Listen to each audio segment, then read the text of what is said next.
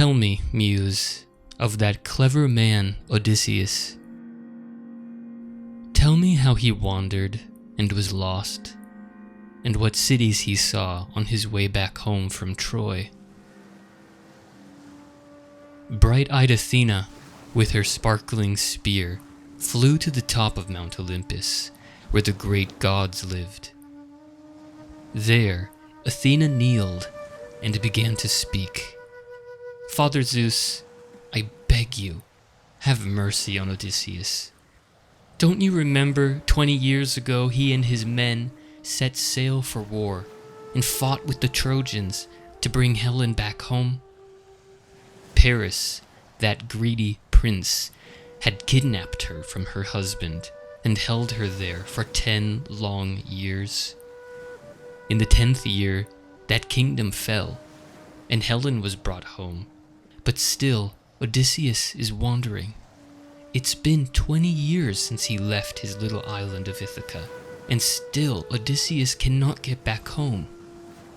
Your brother, Poseidon, the sea god, sinks his ships and washes him up on dangerous islands. Poseidon is angry at Odysseus. He injured Poseidon's son, and Poseidon hasn't forgiven him. But now, Father Zeus, I have come here to ask you this favor. Give Odysseus your protection. He was always good to you. Have you forgotten? He always did what you said and sacrificed so many cattle to you. You yourself said that you loved the smell of the sweet smoke that his sacrifices sent up. So tell me, why don't you help him? Odysseus has been trapped on the island of Calypso. She holds him there with her strange magic and wants to make him her husband. Zeus, with his thunderbolts, listened to the words of his wise daughter Athena. How can you think I've forgotten Odysseus? I think about him all the time. But my brother Poseidon's anger will not cool. Poseidon's son had his eye poked out, and it was Odysseus who did it. Now Poseidon refuses to let him cross the sea to get back home. But there may be a way, Athena. At this very moment, Poseidon is gone, in Africa, with the Ethiopians, where he is feasting. If Odysseus sets sail now, there is a chance that he may return home before Poseidon notices. These words pleased the wise Athena. If this is true, let's send Hermes at once to Calypso. Hermes can tell her that it's your will to see Odysseus home again with his dear wife Penelope and their son Telemachus. While Hermes goes there, I'll visit Telemachus in Ithaca. He hasn't had a father to raise him, and he's still like a little boy. I'll disguise myself as an old man and tell Telemachus to search for news of his father. This way, he'll become confident and be like a man when his father finally returns. Zeus approved of his daughter's plans. Athena put on her glittering golden sandals and flew across the sea. In Ithaca, where Odysseus was still king, the old castle was in chaos. Odysseus had not been home in 20 long years, and nobody knew if he was still alive. Penelope, his wife and queen, had not heard news of her husband, and didn't know whether to marry again or to continue waiting.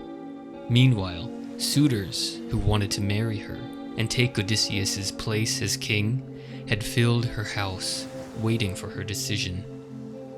They drank Odysseus's wine, ate his cattle, and made a mess of his home.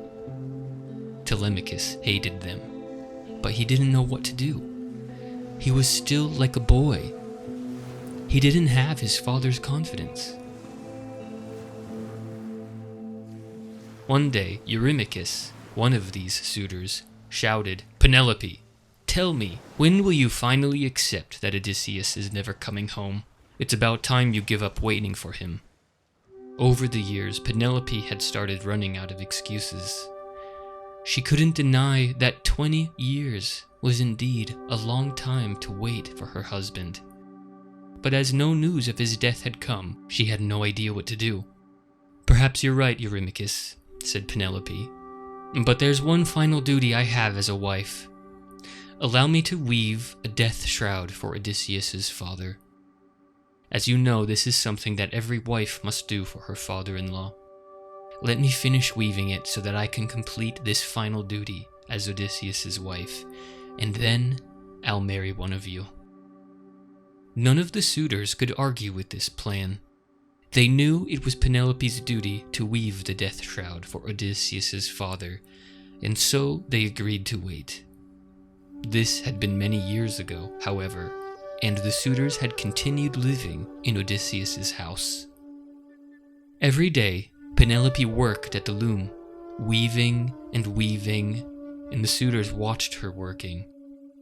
But at night, she stayed awake, unweaving all the work she had done. Her plan had worked for a while, but now the suitors were becoming suspicious.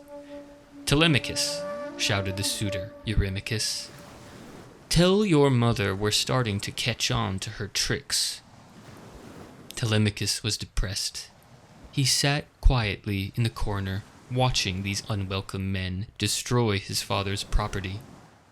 It was on a day like this one that Athena arrived. She was disguised as an old man, looking for Telemachus.